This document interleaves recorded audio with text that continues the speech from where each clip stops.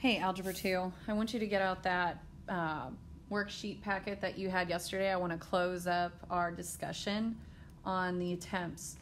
Yesterday, the product rule, we realized, oh, hey, if you add the exponents, then you can say it's that base to the sum of the exponents. And we wrote this algebraic rule here down at the bottom before we left. So if you did not get that down, let's make sure if you have a base to a power times that same base to another power, we can add those two exponents. Go to the next page. Then we had this thing about the distributive property, how if you have two items inside parentheses, both raised to the power, that's basically each item within that parentheses raised to that power. So if you did not get that written down, please write it down now. Go to the next page. So on the following page, we talked about how if you have x to a power divided by x to a power, you could write it as x to the numerator power minus the denominator power. I also want us to add in that another way to jump, well, let's do a different connection. If I started over, I could also say this is 1 over x to the denominator power minus the numerator power. It depends on which one's bigger, and we'll get more into that. But yeah, if the numerator power is bigger, then I'll end my answer being in the numerator. If the denominator's power is bigger, then I'll put their difference, or x to their power difference, in the denominator. And we'll practice this some. But I just wanted to throw that out now for you today. Last thing we discussed is how anything to the 0 power is 1. And let's go to a new page and get that rule down. So distributive property for quotients. Let's write this down, that if you have x divided by y raised to some power, and I'll put a p out there if it's raised to that power of p, then that's the same as taking the numerator to that power divided by the denominator to that power. Let's go to the next page. Last one, power rule. If you have something to a power raised to another power, that's the same as, well, the same base raised to the product of those powers. And we'll see examples like that today. Next page. Here's where negative powers become involved. So let's say we have a bigger number in the denominator as the power. Then whenever I go through this discovery, I realize there's just more things in my denominator. So how do we write that? We get negative powers. If the denominator has more things in it, then instead of writing it as a fraction, I can write it with a negative power. So here's some things I need us to write down.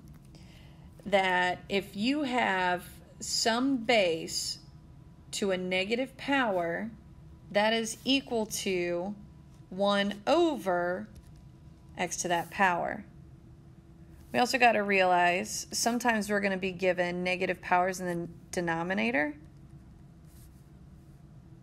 And that means that if you have a negative exponent in the denominator, that is equivalent to x to a positive power. And again, we'll have to see examples of this. All right. So I'm going to click pause, or I'm going to have Mr. Opal. Mr. Opal, I need you to pass out papers that look like this, laws of exponents, and we're going to do some examples together, and then you're going to get a worksheet. So please pause and pass these out. All right, guys, if at any point in time, if you haven't figured it out already, just raise your hand for Mr. Opal so that way he can pause the video. Anyway, we're going to sort of clean this up and do some examples together. So with the product rule, a to the m times a to the n means we're going to add those exponents. So b to the second times b to the fifth is b to the 2 plus 5, gives us b to the 7th. 5x squared times 9x to the third, we multiply coefficients regularly, so 5 times 9 is 45, and the x's get their exponents added together. So it becomes 45x to the fifth. So coefficients are treated normal, powers are added. Let's look at the power rule. So it's going out of order of our packet, but let's do the power rule, where if you have a power to a power, we're going to multiply those powers. So if you have d to the fifth to the third, this is going to become d to the 15th, 5 times 3. If you have a whole bunch of stuff raised to the third power, let's talk about that distributive. I'm going to write some work off to the side here. Actually, I'm going to use a Post-it note. Hold on, let me pause. So the bad thing is you don't get a Post-it note, but I get a Post-it note because I want to show my work. This means you're going to have negative 3 to the third power, x squared to the third power, y to the fourth to the third power. So coefficients are treated like we've always learned. Negative 3 to the third power is negative 3 times negative 3 times negative 3. So that's normal.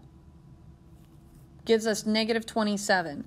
However, x squared to the third power is x to the 2 times 3 power, giving us x to the 6th power.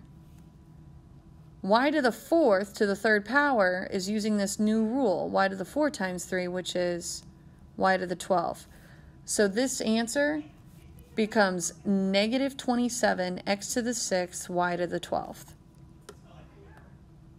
Now let's look at the distributive property a little bit more clean. X, y, z all raised to the third power means you have x to the third, y to the third, z to the third.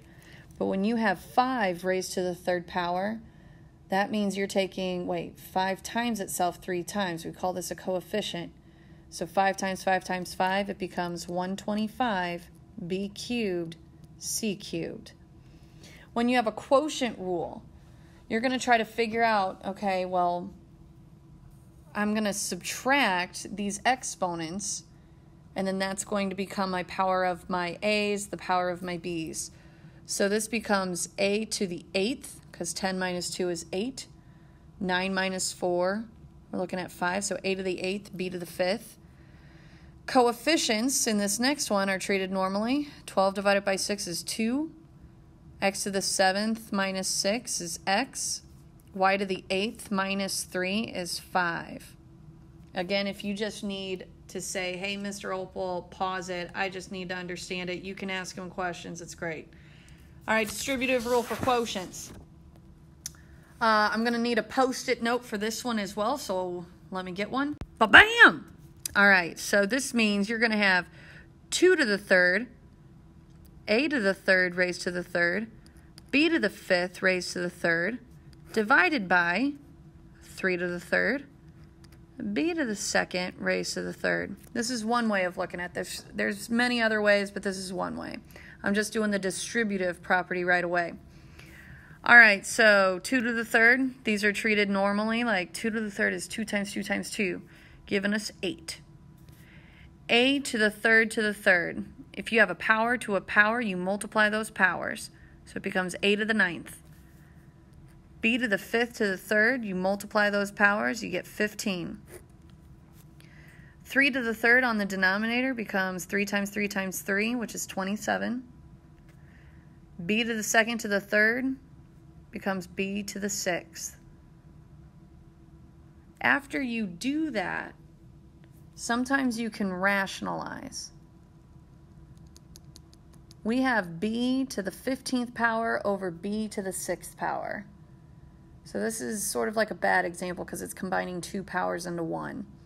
How about for right now, instead of reducing, since this is our paper that's just showing us an example, let's actually write down 8, a to the 9th, b to the 15th, divided by 27, b to the 6th. That way I definitely know everything gets distributed. But keep in mind that if I really wanted to simplify this, technically it would be 8, a to the 9th. And wait a second, their difference is b to the 9th. And it would be written in the numerator since the bigger power of the b's is in the numerator. So divide it by 27. So technically this would have been the answer, but it's not the point of the property. All right, let's go to the next one. Zero exponent rule. Anything to a 0 power is always 1. Always. Always. All right, so a to the 0 times b to the 3rd just leaves us with b to the 3rd because it's a 1 times b to the 3rd. And no matter what it looks like, if you have anything to a 0 power, whatever that something is, it's still just a 1. Negative exponent rule. We've got two ways of looking at this. If you have a negative exponent, it moves to a new place. So if you have a negative exponent in a numerator, you're going to move that entire term to the denominator. If you have a negative exponent in the denominator, you're going to move that entire term to a numerator. All right, so let's look at this. I'm going to get a Post-it note. Hold on. Shabam! All right, I'm going to move these negative exponents right away. So before I do anything, it's no longer going to be a to the negative 3rd up top. It's going to now move to a bottom, but I'll show you what that looks like. Let's write down everything that has a positive exponent immediately. That all stays. What goes, however, this a to the negative 3rd will now go to the bottom with a positive exponent. So notice how it's no longer a to the negative 3rd in the numerator. I now moved it to the denominator, a to the positive 3rd. B to the negative 2nd is no longer going to be in the denominator. It's going to go up top with a positive exponent. So because I'm trying to just realize what the property is with negative exponents, I'm going to write this down off to the side, and then I'll show you how how we can keep reducing and rewriting.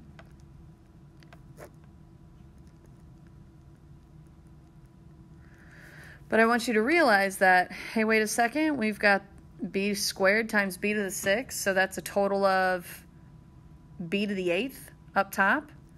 We've got a squared and a to the 3rd on the bottom, so that's a total of a to the 5th on the bottom. And then we have coefficients that reduce just normally. 4/16 reduces to 1/4. And then I said there's b to the 8th up top and a to the 5th on the bottom. So if I really wanted to keep reducing or keep rewriting, this entire thing would keep going to b to the 8th over 4a to the 5th. All right, let's go to the next one. Ooh, I need another Post-it note. Hold on.